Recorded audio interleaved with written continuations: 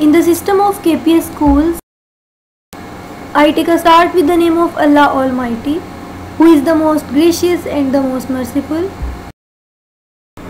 Assalamu alaikum dear students. First of all, I want to say welcome to all of you in 9th class. I hope you will be fine and you are excited to learn more about mathematics. So let's start our today's topic. Our first unit is about matrices and determinants. Matrices is a plural form of matrix, and matrix is a formation of a collection of real numbers that are enclosed in the brackets. We have learned some types of matrices, but now we will discuss some laws for the addition of matrices. These laws are commutative and associative laws of addition of matrices, but here I will explain commutative law under addition firstly. After this we will talk about the associative laws of addition. Commutative law under addition. This law states that if A and B are two matrices of the same order means that number of rows and number of columns in both the matrices must be same, then A plus B equal to B plus A. Or we can say that the sum of A and B must be equal to the sum of B and A. Then it is called commutative law under addition. We will explain this law with an example. If we have two matrices which are named as matrix A and matrix B, first of all we will check the order of both these matrices. If we talk about the matrix A, you can see that the order of matrix A is 3 by 3 because here are 3 rows and 3 columns in the matrix A. And if we talk about matrix B, then you can observe that the order of matrix B is also 3 by 3 because here are also 3 rows and 3 columns.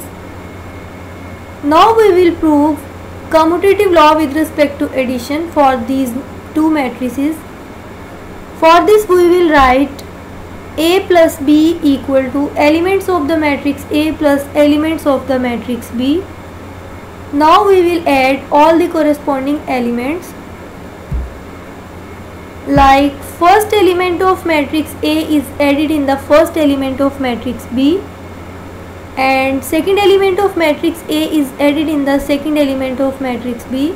Similarly, third element of matrix A is added in the third element of matrix B. By using the same method, all the corresponding elements are added, and by adding all these elements we will get the next matrix A plus B, which will give us the elements 5, 1, 5, 4, 10, 2, 6, 3 and minus 1. Now we will add the matrix B and matrix A. For this we will write B plus A equal to elements of the matrix B we write firstly. After this we will write the elements of the matrix A. Now we will add both these matrices. First element of matrix B is added in the first element of matrix A. Second element of matrix B is added in the second element of matrix A. Similarly, third element of matrix B is added in the third element of matrix A. By using the same method, we can get the next matrix which has the elements 5, 1, 5, 4, 10, 2, 6, 3 and minus 1. Now you can observe that the sum of the matrices A and B is equal to the sum of the matrices B and A. This is the proof of the commutative law under addition. Now I will describe associative law under addition. In this law we take three matrices. For example, if we have three matrices A, B and C of the same order means that number of rows and number of columns in these three matrices must be same. Then sum of A and B plus C equal to A plus sum of B and C. Then it is called associative law under addition. This law can also be explained by an example. Let we have three matrices which are named as matrix A, matrix B and matrix C. First of all, we will check the order of these three matrices. If we talk about the matrix A, you can see that here are 3 rows and 3 columns. So the order of matrix A is 3 by 3. And if we talk about matrix B, you can observe that the order of matrix B is also 3 by 3 because here are also 3 rows and 3 columns. And in the matrix C, 3 rows and 3 columns are there. That's why the order of matrix C is also 3 by 3. Now we can say that the order of these three matrices is 3 by 3. So associative law can be applied to these matrices. First of all, we will write the left hand side of associative law, which is sum of A and B plus C. The elements of the matrix A and matrix B are written in parentheses. Plus we will write the elements of the matrix C. Now the corresponding elements of matrix A and matrix B are added, and in the required matrix we will add the elements of the matrix C. Here again we will add the corresponding elements of both these matrices. When we add 5 and 1, it will give us 6. And by adding 1 and 2, we get the number 3. Similarly, when we add 5 and 3, it will give us 8. By using the same method, we can add all the corresponding elements of both these matrices and we can get the required matrix. Next, we have to write the right hand side of the associative law, which is A plus sum of B and C. Here we write the matrix A as it is, and in the parentheses we will write matrix B and matrix C. Here the elements of the matrix B and C are added. In the next line we write matrix A as it is plus, here we add the corresponding elements of matrix B and matrix C as 3 plus 1, minus 2 plus 2, 5 plus 3, minus 1 minus 2, 4 plus 0, 1 plus 4, 4 plus 1, 2 plus 2 and minus 4 plus 0. By solving this matrix, in the next line we write the matrix A as it is plus, the required matrix has the elements 4, 0, 8, minus 3, 4, 5, 5, 4 and minus 4.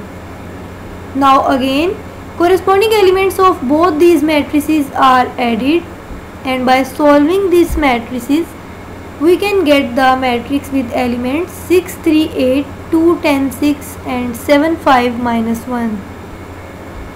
Now you can observe that both the sides of associative law are equal, which can be written as sum of A and B plus C equal to A plus sum of B and C. This is the required proof of associative law.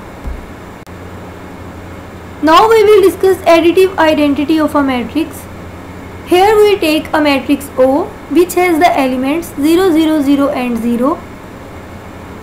This matrix O does not affect any other matrix in the process of addition. That's why the matrix O is called additive identity of a matrix. For example, if we have two matrices A and O of the same order, then we can write matrix A plus matrix O equal to matrix A. Similarly, matrix O plus matrix A is also equal to matrix A. Then matrix O is called the additive identity of a matrix A. For example, if we have a matrix A which has the elements 1, 2, 3 and 5, and matrix O has the elements 0, 0, 0 and 0. When we add both these matrices like A plus O equal to elements of matrix A plus elements of matrix O, it will give us matrix A as a result. And When we add matrix O and matrix A, as the O plus A equal to elements of matrix O plus elements of matrix A, it will also give us the matrix A. Then we can say that matrix O is the additive identity of a matrix A. Next is additive inverse of a matrix.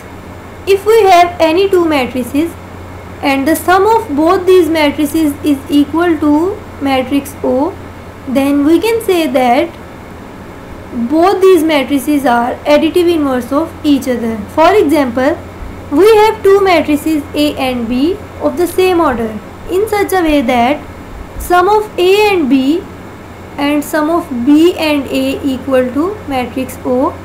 Then we can say that matrix A and matrix B are additive inverse of each other.